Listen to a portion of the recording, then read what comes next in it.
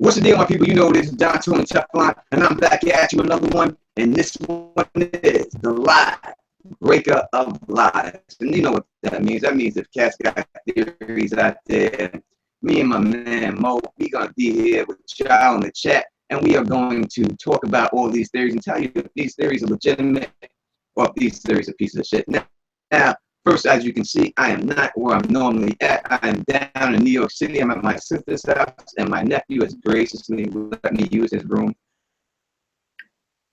for you and get this thing popping. But before we go into any further details, let me say what up to my man Mo. What's going on, Mo? What's up, Teflon? Glad to be here. You know I'm always honored to hang out with the man himself. This is what we do, people. It's Moejii. Let's get it on. No doubt, no doubt. So I'm very happy to be here. So first, before do anything and get into anything, let's go through what was going on with Teflon TV in the last couple of weeks. Now, I am sure that you are curious about all this situation and things that have gone on, especially between YouTubers and stuff behind the scenes and stuff like that. But in all honesty, whatever happens with me, and that's the way I try to keep it when I deal with people and stuff like that. So I'm not going into any details about anything like that, but I will say it's like this. I lost, and this is me being honest to you, and as always I try to be as honest to you as I possibly can. I never try to lie to you and anything like that. So let me explain to you like this. I lost 6 friends last year. 6 people died that I was very close to last year. Now that's the most people I've ever lost in 1 year. My friend recently was in a car accident and put in a coma, and now he's out, but he's still on life support. So looking at the things that were going on in my life, and I know people have tried to, and other YouTubers have made fake accounts and tried to troll me and say that the reasons why I was doing this. I'm explaining to you the truth, and the truth is that I, as Teflon TV, never got involved with this to be the #1 ever. That was never my intention. That's not why I did it. I hang out with a bunch of thug ass cats and they don't listen to Game of Thrones. So I started this channel just to meet some friends to talk to Game of Thrones about. What I wanted to do, that's all this channel ever wanted to be. When I had 200 to 300 subscribers, couldn't believe that I even had those subscribers. And I used to tell people all the time, if I just had those 300 subscribers, I would be happy, and I still remains that to this day. So it's never been about views to me. It's never been about, I don't pay my bills with this. I don't try to pay my bills with this. So it's never been about that. But what it has to be about, and what it's always been about, is respect. Now, when I have like doing a video and I got 10 likes, and it's like, you know what I mean? It's like, to me, it feels like people aren't appreciating the work and the effort that I have to edit and to come up and get lighting and do all this stuff with the videos. A lot of people who are in this YouTube game, teams that work for them, people who write scripts for them, people who do research for them, people who do up their lighting for them. Doing anything, it's beautiful that they have that. But I've never been one of these channels that just tried to blow up by taking somebody else's titles or doing something else like that. I've only tried to stand on my own 2 feet. In fact, when I was doing the what if videos, when I found out that production guys, that's his thing, I stopped doing those right away, because I don't try to take from anyone own merit, because I'm from like the hip-hop rap game, and if you bite someone's shit up in there, that's the way that should be. You don't get no respect for that. So I've never been a biter. I've never been about anything like that. The only thing that's been to me, it was really me, after dealing with all that, trying to think to myself, am I spending my time that I have good enough? Is it worth me to put my time and effort to do it? Now, after all the loving and outpouring that I got when I posted that video and stuff like that, there is no way that I could not even come back out here and do any type of videos for you, because the loving and outpouring I got from you really touched me really deeply, and it just reinforced why I do these videos and stuff like that. So I was going through a hard time in my life. Help me get through that hard time with all your comments and stuff like that. So I really do appreciate it 100%. So thank you for that. And that is the whole thing that was going on with Teflon TV. So I hope that you all understand that, and I hope you explain, and the people who came in masses and subscribed to my channel to prove that you love me, thank you very much. The people who did leave my channel, and I had about 50 people leave, I'm sorry that I let you down. Hopefully you'll come back. But before I even get into anything else besides that, let me give a shout out to my main man, Christian Tim. What up, my man, Christian Tim of House Rayder? The Don recognizes you and sees you. So what up to everybody else in the chat? I see all of you. And what up to my man, Moejii? So as I said before, that this is just a break our lives type situation through some of these theories that have been put out there recently and stuff like that. So, Mo, what have you been up to before we even get up in there? Well, because I ain't seen you in a while. Yeah, man. Yeah, man. You know, been working. Had some job opportunities come my way, some pay upgrades come my way, and Moejii loves that paper, you know. So I had to put the YouTube, you know, on the shelf for a little bit. Not that I didn't want to, not that I didn't want to, you know, keep editing videos, which take a million years, just so the subs know. A lot of hard work goes into this, folks. A lot of editing goes into these videos, and that's what Teflon was trying to say. Teflon was trying to let people know he was putting a lot of work in, and he wasn't getting much love, you know? Yeah, love to me is thumbs up, baby. That's all I ever asked. And like I said, me personally, I feel like even when I put it in the video, like, oh, please thumbs up this, I feel like I'm begging. I hate begging for stuff. I don't feel like I should have to beg anyone for anything. I can't stand it. You know what I mean? I really don't. So I don't even like putting that in the video and asking people to do it, because I feel like I'm begging people to do it. I feel like if you really just appreciate it, just give it a thumbs up, and that ain't really hard to do. You know what I mean? And it don't cost no dough. It don't do nothing like that. But on, and we are staying strong and doing what we do and stuff like that. So if anyone's asking why I went to the Keith Thurman fight last night in Brooklyn at the Barcade. Spent a great time with my sister. You know what I mean? I had a great time up there watching. You know what I mean? I called that one time would win it, and I told people straight up that one time would win it, and now he's the two-time champ. So you know, when I tell you, especially LT Giles, I told you the deal. Don't put that money on Garcia, but you didn't listen to your boy. Maybe next time you will listen to your boy. What up to my man Corey Link? What up to the beautiful Alicia Kingston? What up to my man One Day David? What up to the beautiful T Baby? What up to Eli? And what up to everybody else in the chat? We're gonna go through it. So theories out there right in the chat right now. Yeah, there's a lot of theories being written in the chat. I'm trying to catch up to all of them right now. I think I got a good amount. So yeah, me and Teflon, we're gonna do our thing. We're gonna try to. This is the early move. I went out last night. I had me a good old time last night. Teflon had a good old time. So if I'm a little slow, I apologize. But I'm here for y'all. You can hear my voice. You know, I was screaming all last night, screaming up in that piece. You know what I mean? So that's what it was. That's what it was. Yes, indeed. So we start. Should we start right into this? Yes, sir. Yes, sir. Well, we got one from T Baby off the break, asking if Gendry being Cersei's baby is gonna be a true theory or not. I think the first time I heard this theory was from James Johnson and Aladana. So I give them props for coming up with this theory. But me personally, in the show, in the books especially, no, not at all. Mine was what was merged with Edric Storms in the show, so he's getting a lot of Edric Storms parts. So I think that's why it may seem like that to people, but in the books, I don't see it being possible. What about you?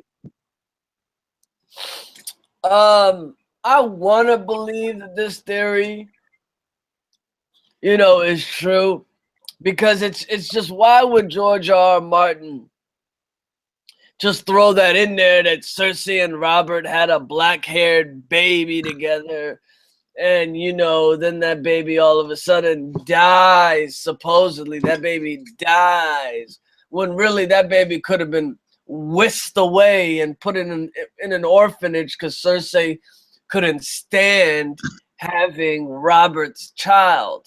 You know, that's a possibility. And then on top of that, like, you got Gendry sitting there talking about, oh, the only thing I remember about my mother was she had blonde hair. But in the same sentence, he says, you know, to Arya, oh, she was probably some tavern wench. So he didn't even know who his mother was. He didn't even know what she did. All he knew was what she had blonde hair. Why would George R. R. Martin throw these details in? I just don't know. It would be a doozy. This is what I call a doozy, ladies and gentlemen. No doubt about it. Now, I don't know if all that stuff is canon for the books. I know a lot of things were said in the show, but in all honesty, I don't remember reading that in the book. Do it. If it really did happen, and Cersei had a baby with Robert, everything that we've known about Cersei is that if anything she has as a redeeming quality is that she loves her children. We know that she loves kids. She loves her kids. So I can't see her having a baby and then just throwing the baby out with the bathwater. Baby or not. So what happened to this baby or whatever? Even, you know, I just can't see it because she had that baby. Where's the pregnancy? Where's all this stuff? Take the baby and raise it. I just can't see it ever just being gone, you know what I mean, and stuff like that, and just getting out of there. And just, so I don't see that being a factor, especially in the books. Now, for the House Baratheon, if it is to play out the way it played out on the show somewhat, there isn't many people left in the House Baratheon. Have to fall to Edric Storm to take over House Baratheon. I think that is what it will do in the books when it's all said and done. That he will be the one to take it over, not Gendry. Since Gendry was given Edric Storm's role, I think that is why it seems more likely that he is a true born son. But I can't see it. Are people saying they can't hear me right now? Yeah, it sounds your mic's having a little bit of the robotic feel to it. Is it really? Every time I try to do it, it always goes like that. Oh my God, I don't want to sound like a boxing interactor. That's terrible. That's terrible. Yeah, hopefully it'll fix itself. I mean, I don't know. If you have like a lot of tabs open, try to close those. That'll help the internet connection a little bit. It's not, I really don't have much open. Just the ones I got right now. With you. So if worse comes to worse or anything else like that, let me minimize that. If worse comes to worse or anything like that, I will back out and then I'll just come back on and we'll see what goes on like that and let Mo hold it down if it doesn't. And I'll maybe put. Now it's gotten a little bit better. I'll tell you whenever it goes out. Yeah. Maybe that's what it is. All I did was put down the chat. So I'll keep the chat. I won't look at it right now. I'll just keep this up like that and let Mo handle that if everything else is cool. Yeah. Yeah. So what were we still on the Cersei thing, or are we moving to the next one? Yeah, well, I mean, I had said what I have to say about it. To me, I just can't see it happening. It's for the facts that I said. I just don't see it being possible. So I have to say that no, Cersei Gendry is not their true-born son. Okay. Alicia Kingston. Shout out to my girl Alicia. She asked, break up lies. Mance is Arthur Dayne. Mance is Arthur Dayne. Is Mance Arthur Dayne? Why would he be? When I always say like this, when you look at theories or whatever theories that come up, I think you have to ask yourself, help the story. What does this do to promote the story in the books? What keep the story rolling in the books? And also, my father used to always say, never co-sign on books. All right. So when I look at, and I think I heard that from LaDon and James too. No, no, they said Rhaegar. It was Mance Rayder, right? Yeah. Rhaegar. Well, let's give the backstory on why people think Mance Rayder is Arthur Dayne. I believe I first heard this through LaDonna and James Johnson.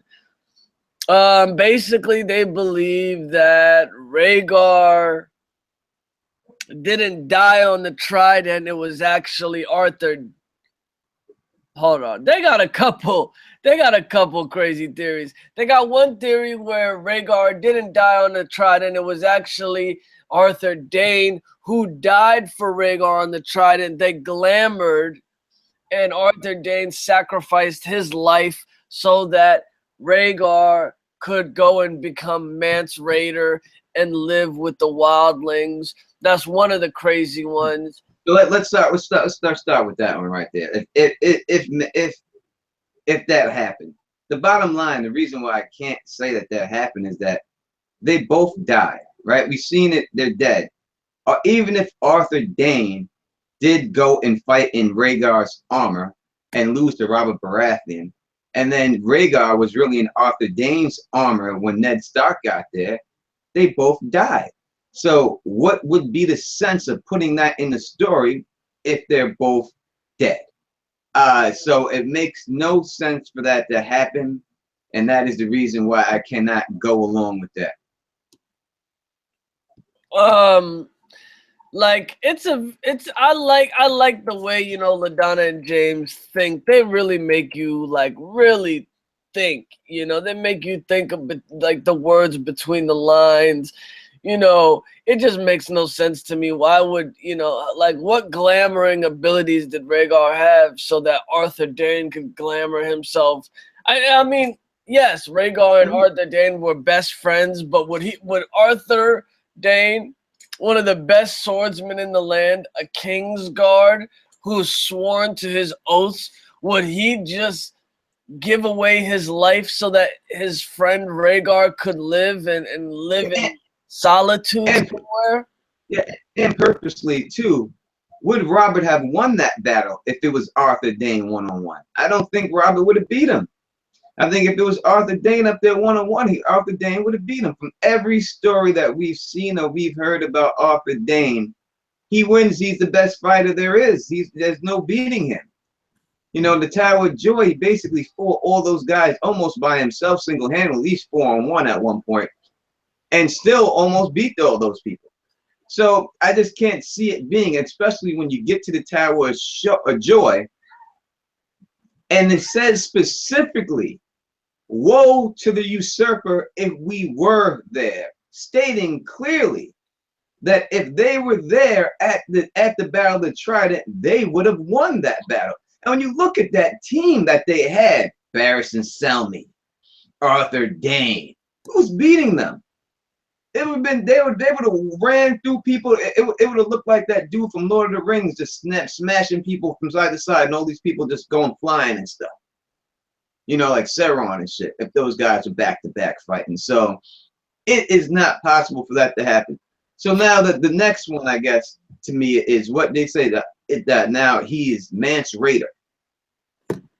The problem I have with anyone being Mance Rayder, other than Mance Rayder, is that we have a full background story, not just a hearsay thing. We have from birth, from a child, to him growing up, to him going against the Night's Watchman. So you would have to say that Qhorin Halfhand and everybody else that is up at the wall, that's been up at the wall, just made up this story about this dude. So I just can't see it being possible for them to do anything like that, me personally. Now, me saying this is not saying it's the gospel. I'm just giving you my personal opinion on the situation. When people have a backstory, and George R. R. Martin has given the backstory, why is he going to go into all that detail and flesh it out just to say, "Oh, fooled you, this is really somebody else"? It just don't make sense to me. That's just my opinion on it. But what about you, Mo? How do you think? Yeah, Alicia said that this theory actually comes from the Order of the Green Hand. Mance is Arthur Dayne. I mean, you got to understand, Like, would George R. Martin keep doing all these double entendre, double characters being this and that if there wasn't a purpose for it? There's nothing, you know, in the book so far to lead us to believe that Mance has extra plans. He's already been glamored to a, you know, freaking what's his name? Bag of Bones. What's his name? The Bones guy. The Lord of Bones. Lord of Bones already got glamour, you know, to sacrifice his life so that Mance could live, because Melisandre obviously believes that, you know, he has a greater purpose, you know, et cetera, et cetera. Arthur Dayne's dead. If Arthur Dayne was alive, he would have shown himself not by his name, not by his character, but by his sword-wielding abilities. There's no doubt. And if you go by this glamour, that means that you would have to say that Arthur Dayne was glamored this whole time as he's Arthur Dayne. First, he was glamored as the Mance Rayder. Then he gets another glamour on top of him as the Skull of Bones on top of him, the Lord of Bones. How many glamours can this man take? We only see one thing on his wrists that is from Melisandre, proving that he was glamored. We also see glamoring done by Bloodraven when he is Maynard Plum and he has a big brooch on him the size of a hen egg. What other thing that we hear of Mance Rayder having on him before that glamour was put on? And the answer is nothing. There's nothing there. There's not, I mean, if we go with that, people, we can just say anybody is glamored and anybody is anything. And we can go with that if we want to go with that. You know what I mean? But in all honesty, me personally, I can't see him being that much glamoring going on. I think, as George R. Martin has said before, that he has magic in this series, but it's not so much magic where it's all over the place. You know what I mean? This is not Mickey Mouse and Fantasia, you know, pulling shit out of his hat and making brooms mop the floor and doing all this shit. This is not what he's doing here. It's simple things here and there. And I think that the only glamour that Mance Rayder got is the Skull of Bones. And we see on purpose that he has to have the ruby and he has to have the bones on him in order for that spell to work.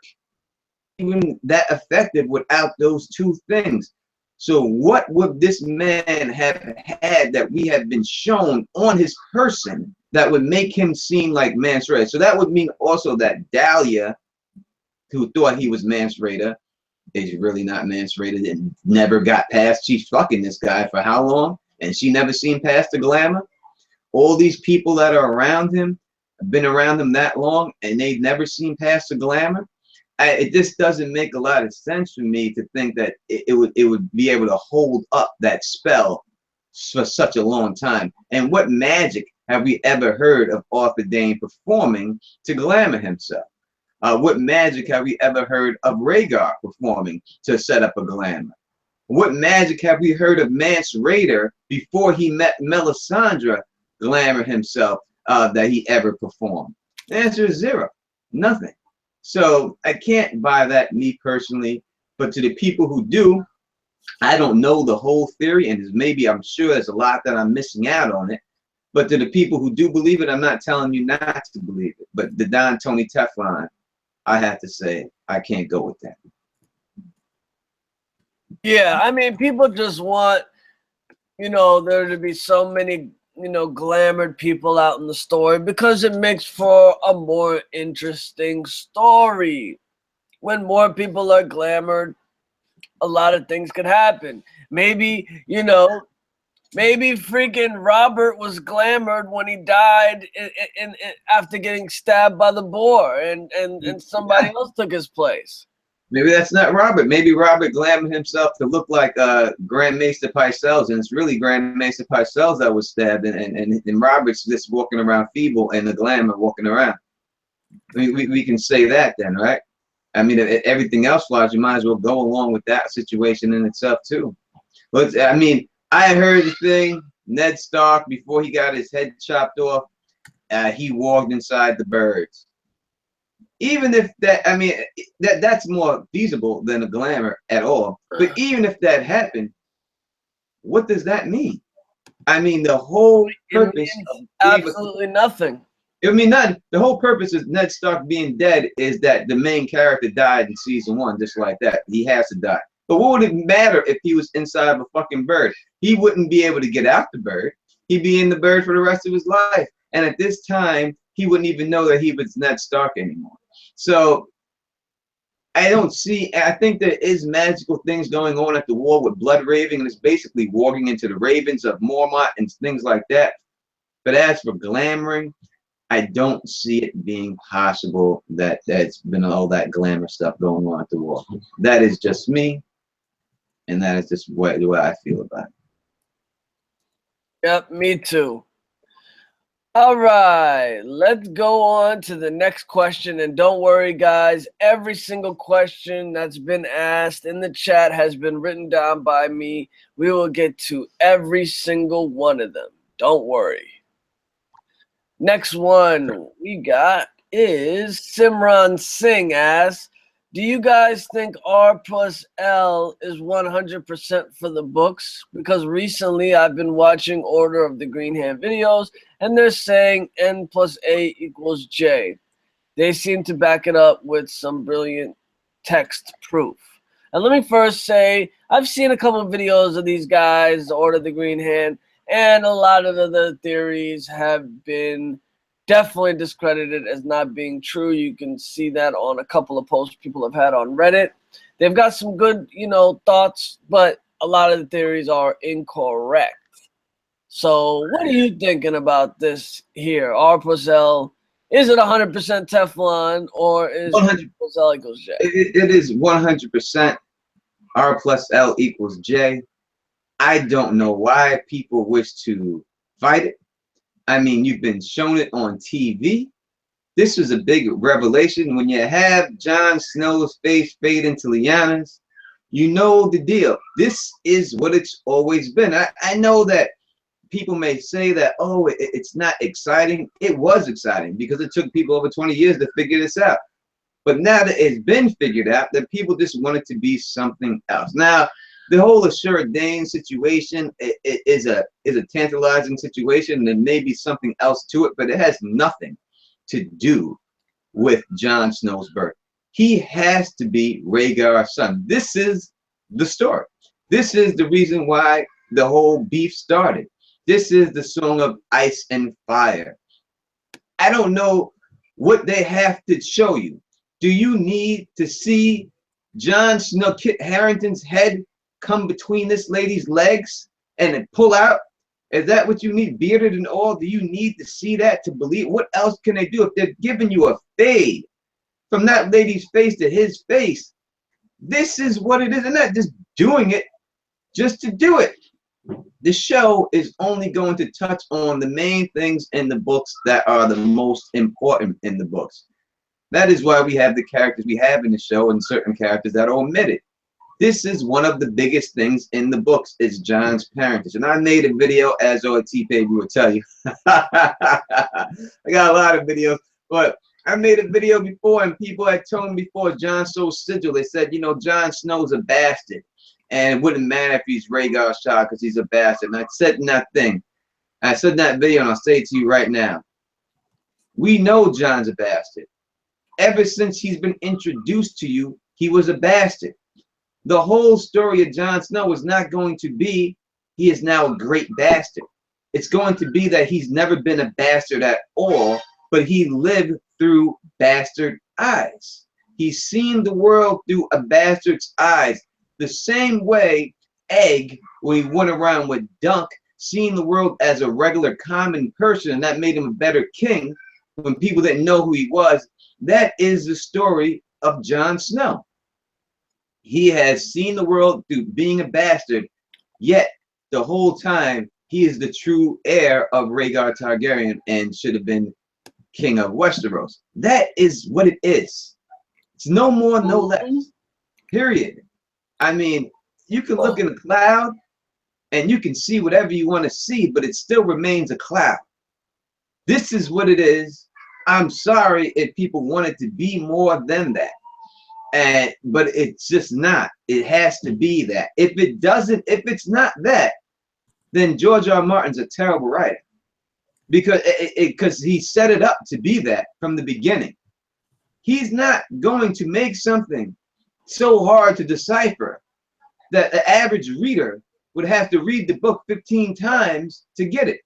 We do this because we're psychopaths. And that is the reason why we do it. Also, if Dan and Dave, if that was the question to Dan and Dave, and they guessed it right, why else would it be something else? Yeah. They guessed it to George R. R. Martin. They said it. You think they said author Dayne or Sir Dayne? You think they actually said that? Of course not. They said what we've all said.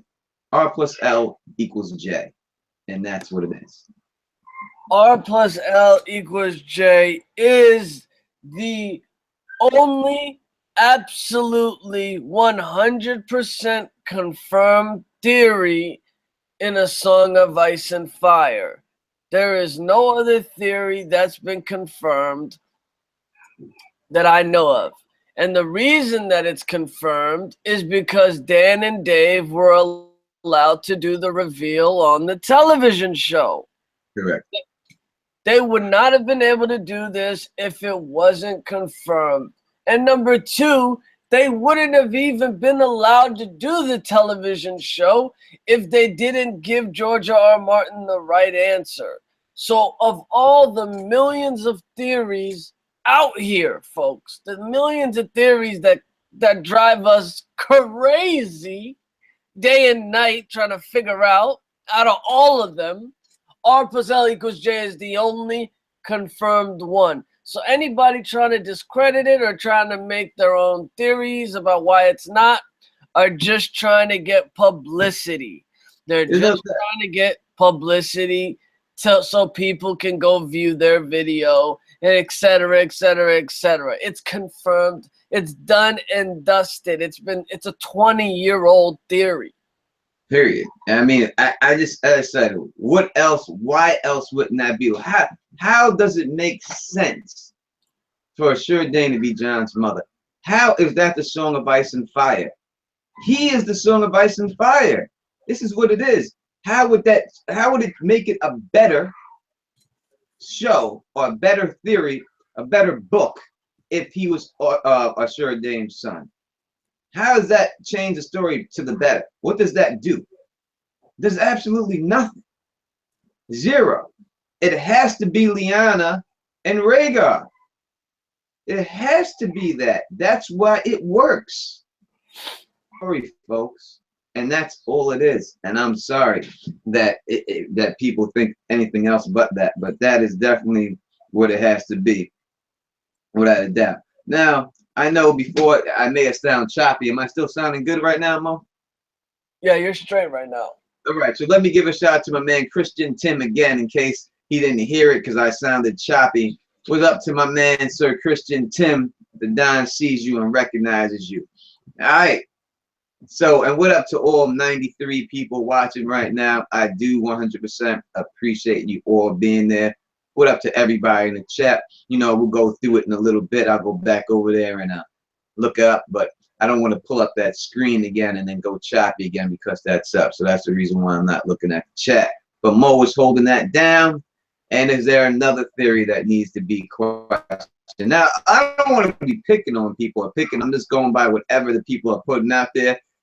And if there are theories that are legitimate and I believe in, I'll definitely let you know. Just the last couple of ones, I just can't buy. Yeah. Let's move on to the next. We got a lot of people in the chat. Shout out to everybody here. I don't know the exact number, but I definitely believe it's a ballerific number. Make sure to hit that like button, folks. Next question is Max Power asked, is Craster Blood Raven's son? Teflon. Well, that's my theory. So I came up with that point blank. So of course I'm gonna say it. That's the case. So I'm not gonna try. I can't disprove my own theory. So Mo, I'm gonna let you answer that. Do you believe that Blood Raven is Craster's son? Yeah, Is that what you think? just so everybody knows, that is Teflon's theory. I dare you to go into YouTube and find a dated video prior to the one Teflon put out a couple years ago that states that somebody else put a theory out that Craster is Blood Raven's son. Because you won't. You're not going to find it. It's his. It's his and it's his only. All right? This is patented. It's patent pending. It belongs to him. When I came up with that theory, when I was so afraid to do it, I contacted Don the Kraken Wick. And I was so afraid to do it that I thought people would think I'm so crazy that I asked him his advice of what I should pump it out there or not. He gave me a thumbs up on it and gave me some help on actually helping me with the timeline a little bit and confirming it for me and stuff like that. And that's why he is actually on that video with me, and Don Willie is on that video with me that I did that. So yeah, I believe it 100%. That's just me. But let's go with Mo. You know, Mo's a man, but he ain't got to believe it. That's it's all his business. Mo, do you believe that Blood Raven is Craster's son?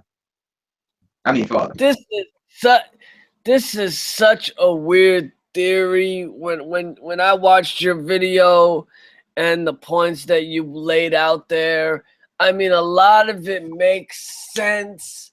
But to me, Blood Raven is not a sexual guy. He's not a dude that likes getting his Jimmy wet. He's a guy that likes getting his brain wet. You know what I mean? Like maybe in his younger years, you know, I think it was who was he messing with when he was younger? Ashara Dayne, or who was it? Shira Seastar, right? Shira Seastar.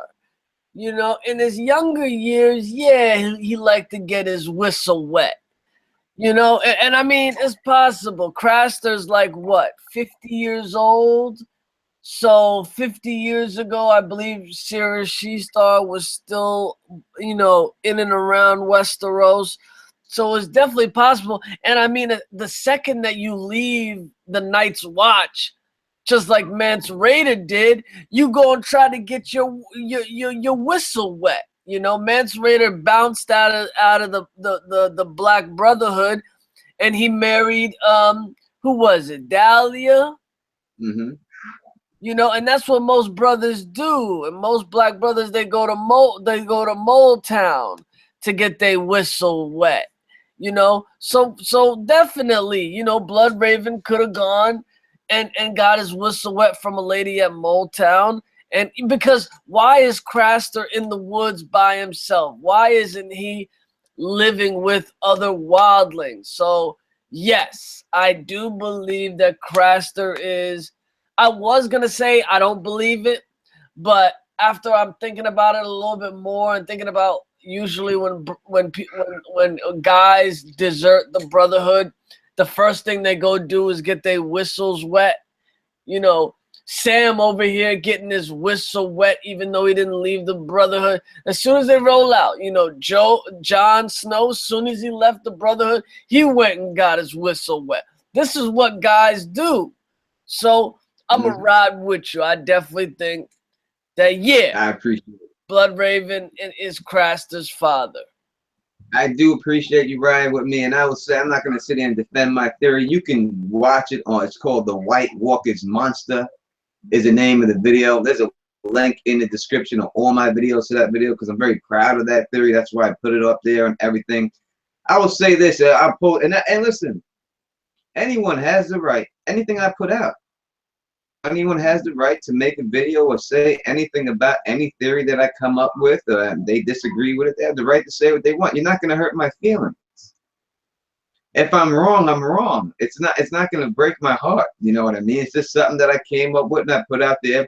But I will say this about that theory, and something that solidifies it for me is that why did Blood Raven send cold hands over to kill the mutineers that killed Craster. Craster was making babies for the White Walkers, right? So if he's making babies for the enemies, he should be happy that Craster got killed. But instead, he sent his minion, Cold Hands, over there to take them out. And also, when you read that, you see that Blood Raven himself got involved in the killings in crows that he used to peck out the eyes of the mutineers and claw them.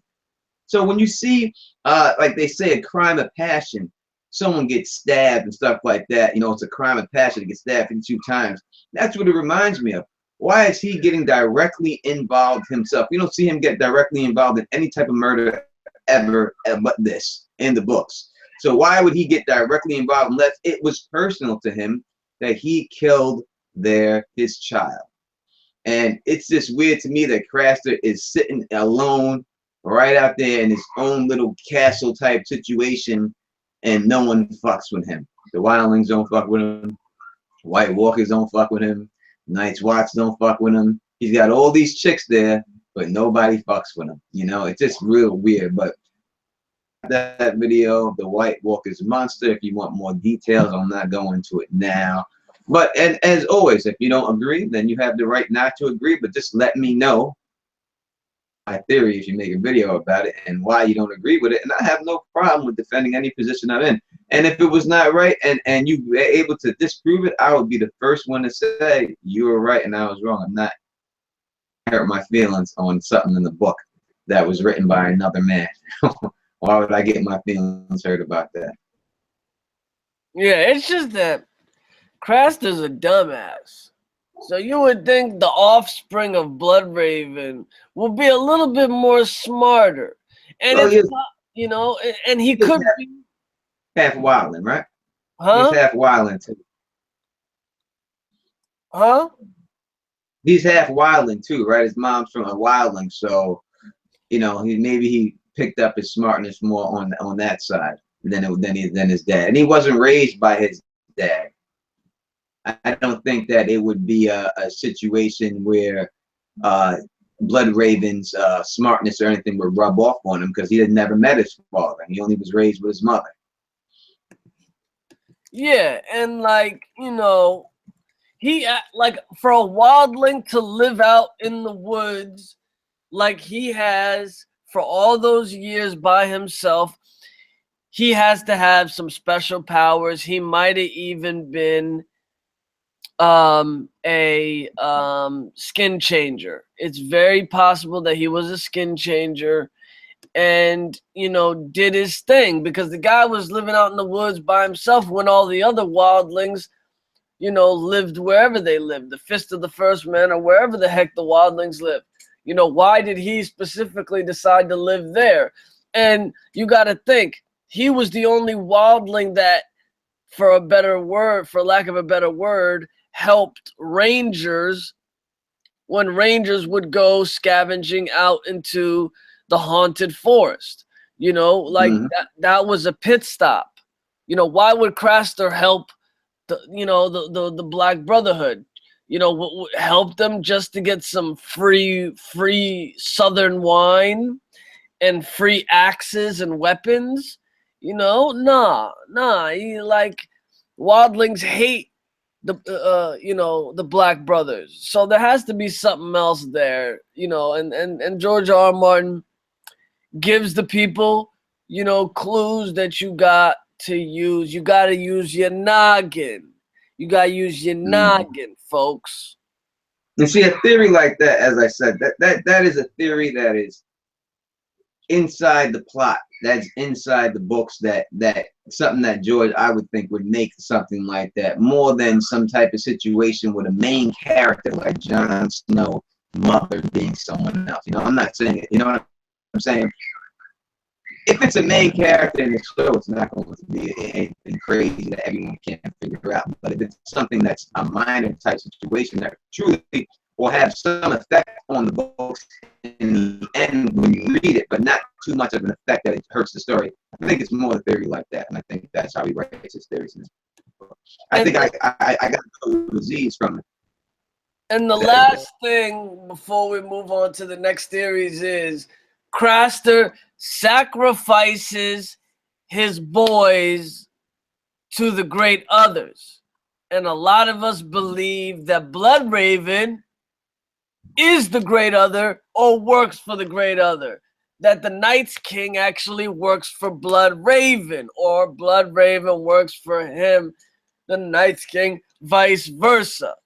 So there's some connections there. Maybe Craster had his son, you know, maybe Blood Raven birthed his boy Craster, you know, positioned him in the haunted forest so that he could sacrifice more children that would work for him, the Blood Raven, and his minions, the Night's King. That's right. And those are all creatures from the children of the forest. You know, so when it all goes back, it all ties together. And that is why it's Craster's 900th son, or 99th son, whatever monster is the most important one of them all. And I pointed out in that video, so I'm going to talk about that no more. We're going to move on. Let's go watch that video and leave your comments for it in there. Yes, indeed. The video is the monsters in Tony's. Yes, book is monster.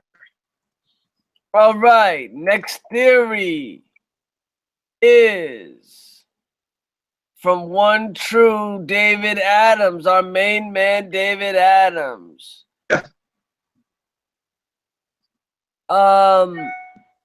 Monster will become the last hero. I don't know what that means, David. Could you type that out again and I will get back to it? All right, so I think I got him on this. It monster, I don't know if a growth rate to become the last hero. And that would be the issue with it. I think I think personally that the monster baby is their prophesized Azor Ahai type figure, the person that could bring in the long night. That's why he is so special to them. I think it's more of a situation like that dealing with monster. But there's a reason why the baby remains a baby, and there's a reason why that baby ain't aged. I don't know where they show him.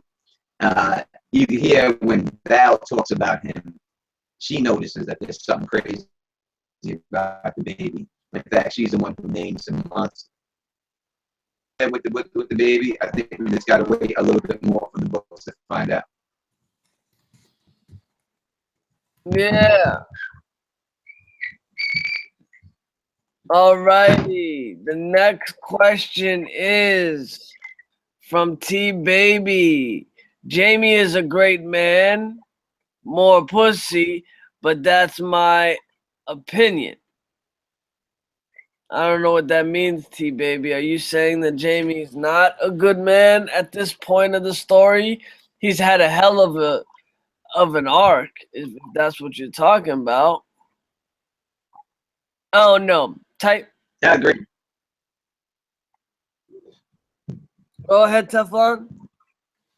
It's a very interesting character. There's a lot of things that happens to Jaime Lannister, especially with him getting dreams sent to him from Blood Raven while he's on Weirwood stumps. Why would he get these dreams?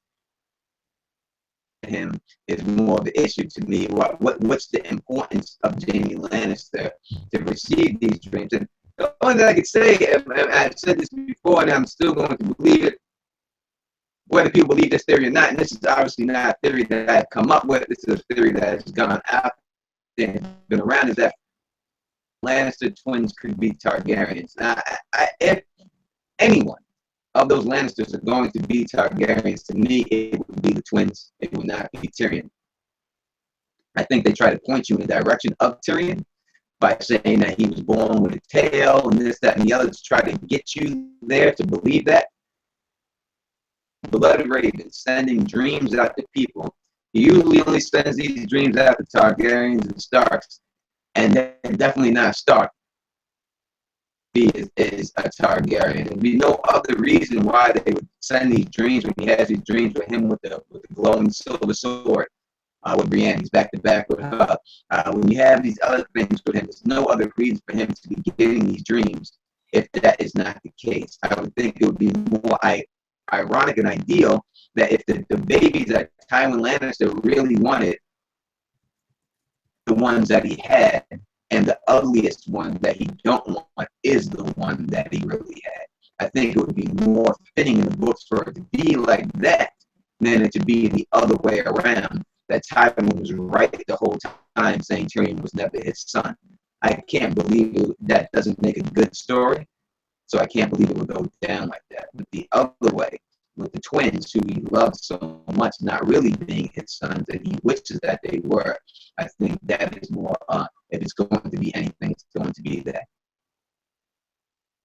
Yeah, tough on the robotic voice came back again. See if you can close any tabs you need to close.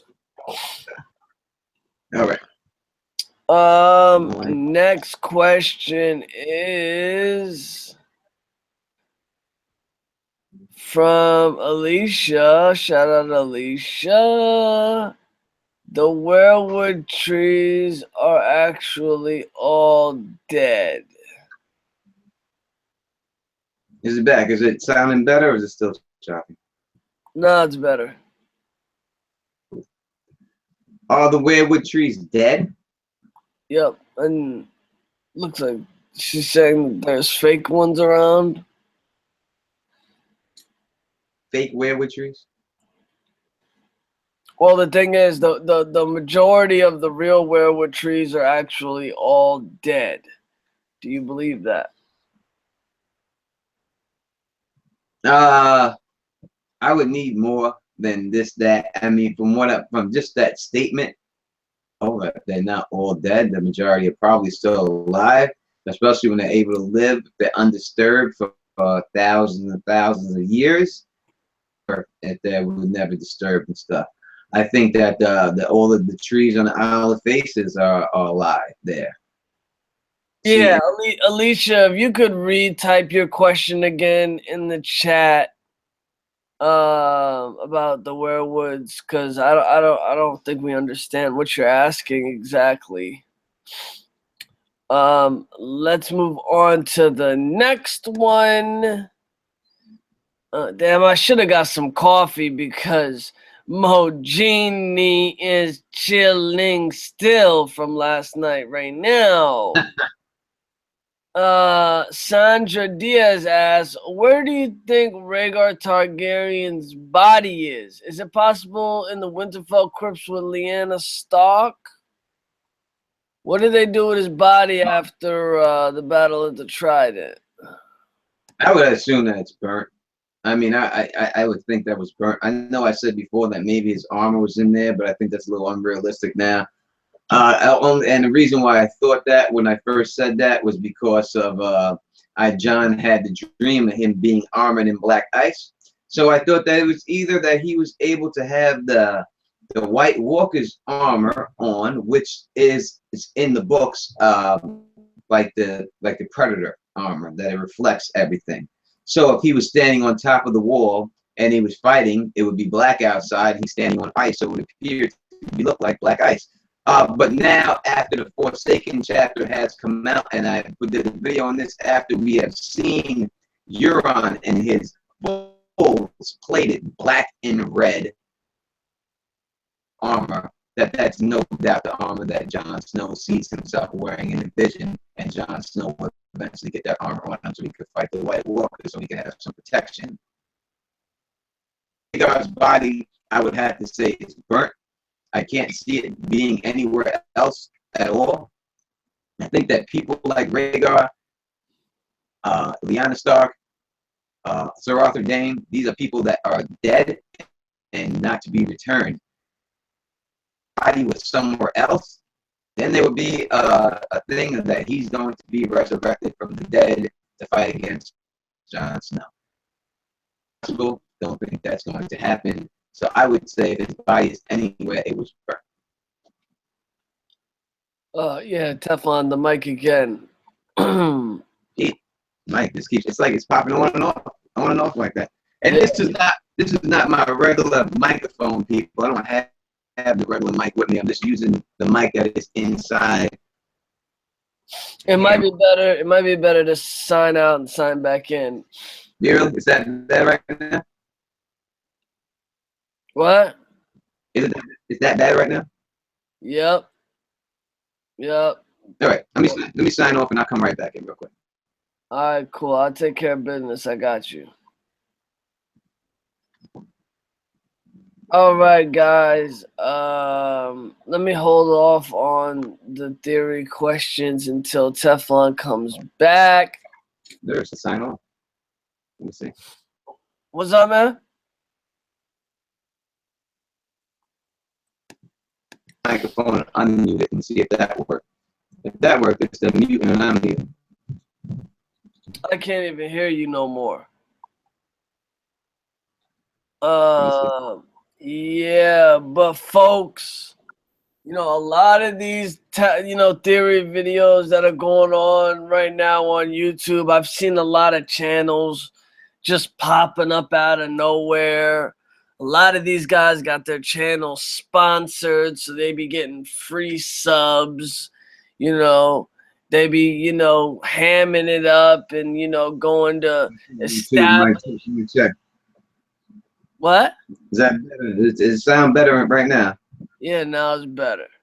All right, cool. So let me just let y'all in on something. There's a lot of channels out here that have just popped up out of nowhere, making theory videos. And a lot of them, what they're doing is they're going to established YouTube channels that have been around for years, and they're taking their theory videos and rehashing them for views. So don't believe everything that you see. And folks, if you see a video theory that you've already seen on Moejii's channel or Teflon's channel or James and LaDonna's channel or Kraken's channel or the Hypes Watch channel, just the whole clique, and not for the sisters channel, the whole clique, just to let y'all know, there are a lot of rehashing channels coming up and popping up right now. They're actually, companies. They're not actually people. They're just companies that hire some random IT guy to just go and grab the best theory videos on YouTube and freaking get views off of them off of other people's theories.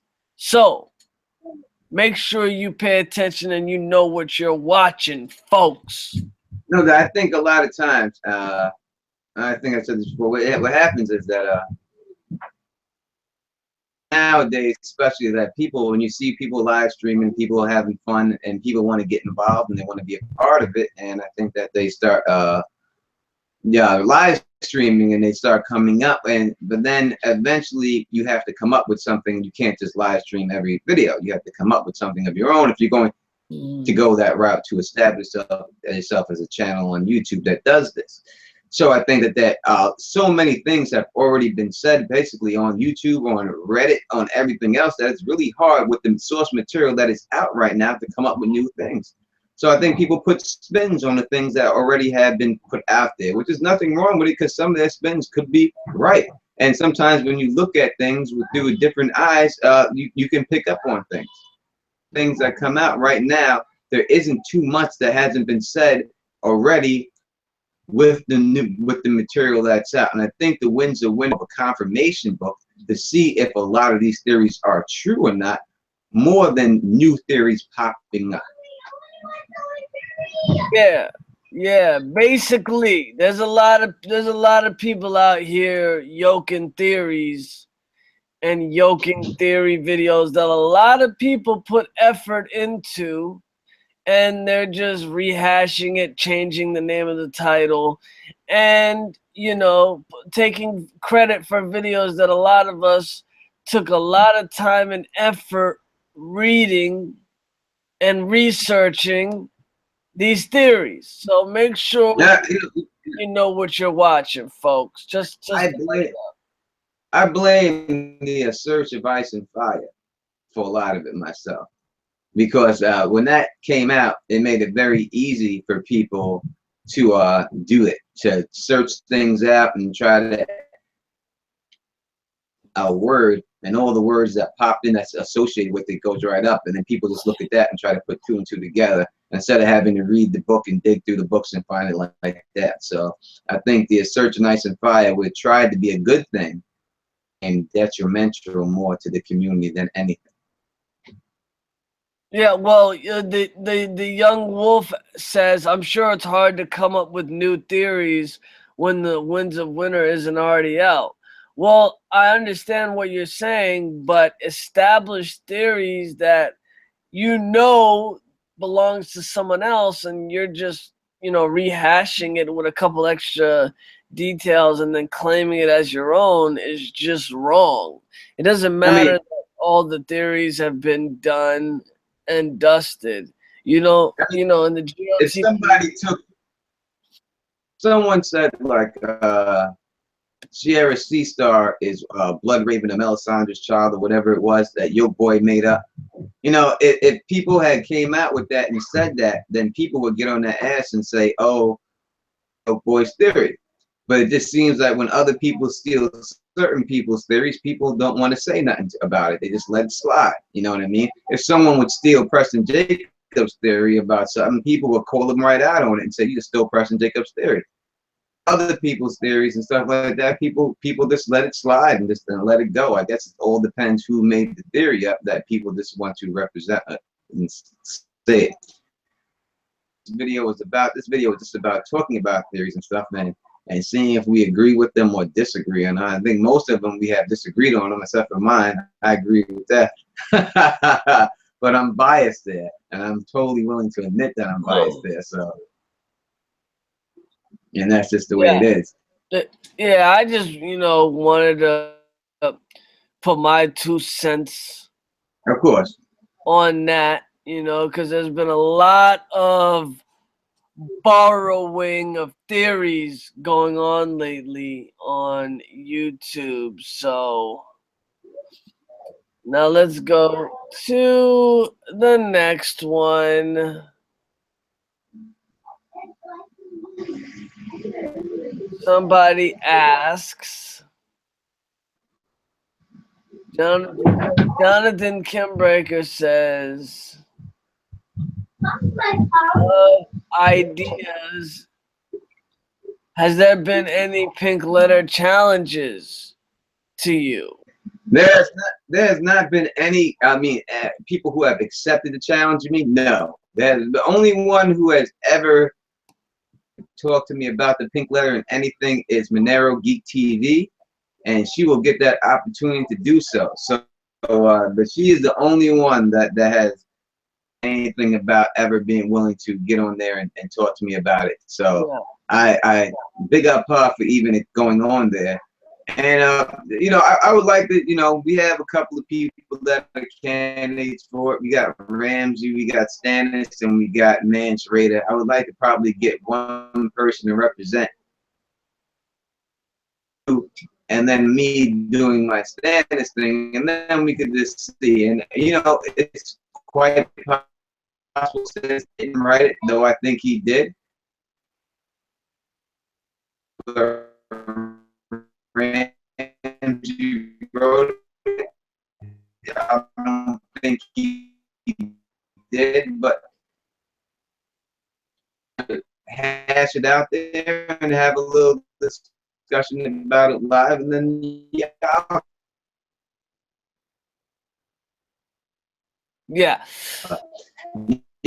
I will definitely be on one of their channels, on Christina Spink's channel, with this Monero Geek. She wishes the debate on there and taking that down. So I'm looking forward to doing that. All right. Let's go to the next question. Kirk Ultimate asks, here's a question for Tony and Mo. Since the Targaryen Queen Alysanne gave the gift and the Queen's Gate, is Rickard Karstark the real reason that the wall had fallen? into the state we found it back in those days. I wouldn't think it would be the real reason. You know what I mean? Or the situation. She is aware of what was going on at the Night Fort and everything else, and the Night's King and all this situation, and there's something going on up there with Deep Lake now. Whether you want to say that there are dragon eggs there, it is up for debate. I could see it going down like that. We know that the Night Fort, there's been many blood sacrifice, blood magic rituals that have been performed there. Atrocities have been performed there. As I said, my Night Fort video, that is all just people that have been there, just been warped by Blood Raven to commit these atrocities. That is what's going on there, without a doubt. There's that one person, like the Mad Axe, who murdered all of his Night's Watch brothers, and they want you to believe that he went crazy enough not to know to take his shoes off so he can sneak around. So I don't know how crazy you are. Crazy at all. In fact, if you were in a court of law, that defense would work for you. Case, as soon as you told them that you took your shoes off to do it because of that. So there's no craziness to it. I think it seemed crazy to people because people don't want to believe in the warging ability. Look at all the atrocities that happened there. That is exactly what took place. Yeah, very, very true. Let's go to the next one. I'm gonna take a look over here at the chat now. And now I am looking at the chat and I see everybody out here. So I'm gonna shout out to you people right now. Darren, what up to Jonathan? What up to Tadpole? What up to Alicia Kingston? What up to Donna Kraken Wit? Rebel, what up to you? I don't know if that question is towards me or towards Mo, but you single. I am single. Mo, are you single? Yeah. Yes, we're both single. What up, Live? What up, Thrones Volume? What up, AU Pack Mule? What up to Black Blues? What up to Sailor Diva? What up to Tadpole? What up to Lawrence Corner? Lawrence Corner made a very touching video to Teflon TV. I really do appreciate that. 100% more than you know. Versan, what up to Rico 156? Alan Bernstein, son. That's my man. That's who's that, the cookie dude? What up to my queen Cheryl? What up to Renee M? Peace out if you have to go. What up to T Baby? What up to Brett Cole? How you doing? I'm glad you could join us here in the chat.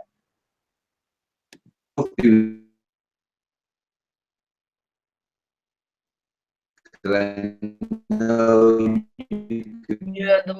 your mic went out again. In the world, but you are here with me. A lot to me. Yeah, your mic went out again. Teflon. Because I went over to that. Teflon, your mic is out.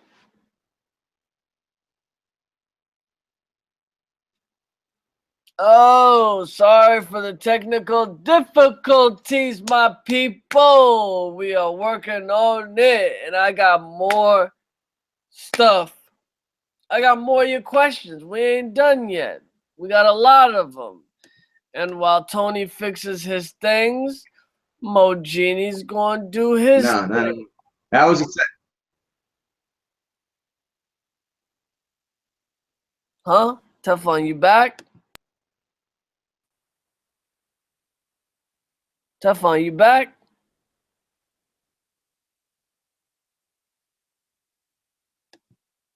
Hello?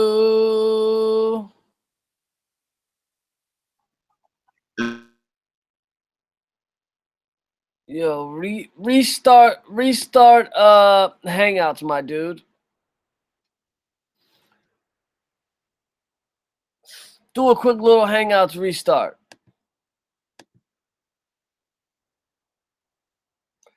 Teflon's watch has ended. I like that, Renee. Yes, his watch has ended.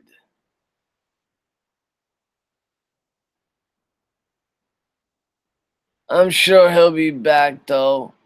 So how y'all enjoying the chat today? Me and Teflon, you know, we try to do a video at least once a week for y'all. How y'all liking this morning's video? What do y'all think about this?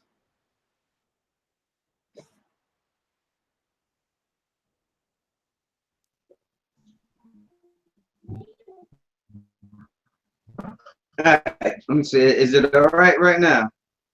Now you're back. Moejii. Yeah, you're back now. Oh.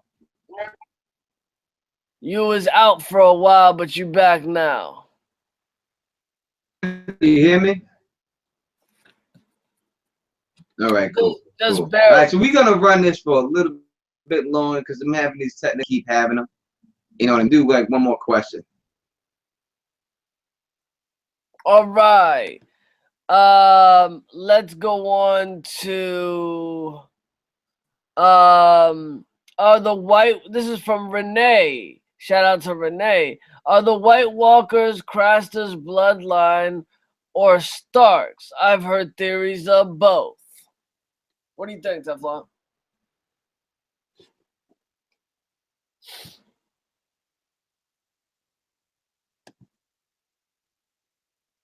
Huh, Tef?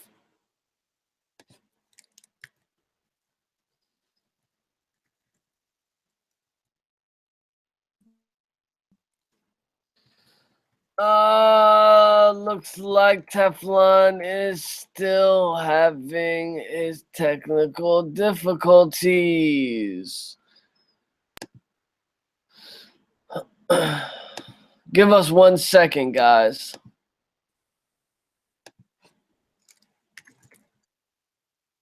Right now. You're back, but why don't you restart Google Hangouts, bro? Go out and come back in.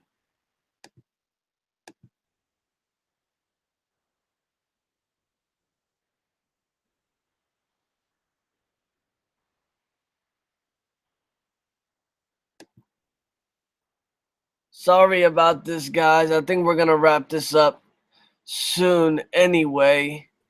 Teflon is at his sister's house. He's not at his house. So they're having a little bit of Wi-Fi technical difficulty. Yeah. How is everything right now? Is it all right? Now you're back. Did you restart Google Hangouts? I did. But it's just like I just think that they got a lot of stuff running on their Wi-Fi right now. So I just think it's just gonna keep continuing. So give me one more question, then we're gonna wrap it up because I'm not gonna keep going. All right, let's do one more.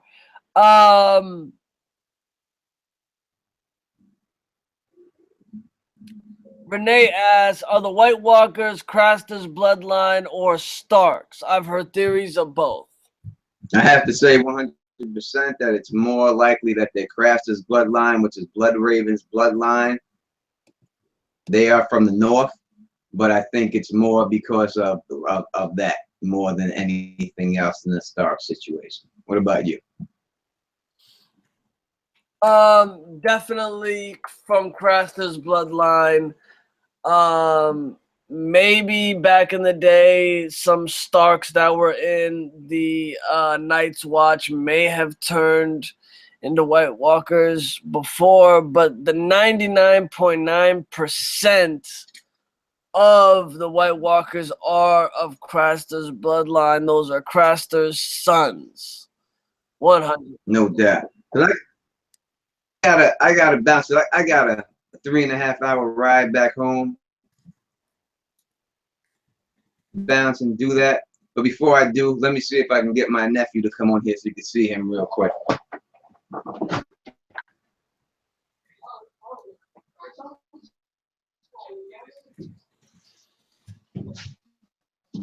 Come here, boy. Ah, there he is. This is my nephew Mars. This is the next one. This is the next big star. This is the next dude you're gonna see. Say what up, Mars.